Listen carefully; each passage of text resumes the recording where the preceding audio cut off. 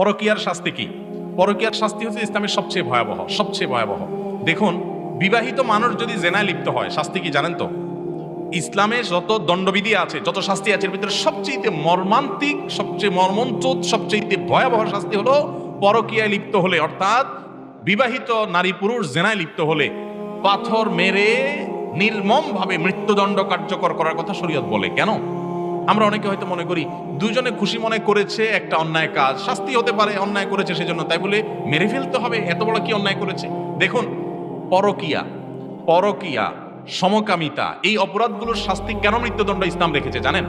এর অনেক কারণের ভিতরে একটা কারণ এটা যে পৃথিবীতে মানব সভ্যতা, মানুষের অস্তিত্ব টিকে থাকবে বৈবাহিক সাধারণ প্রক্রিয়ার মাধ্যমে।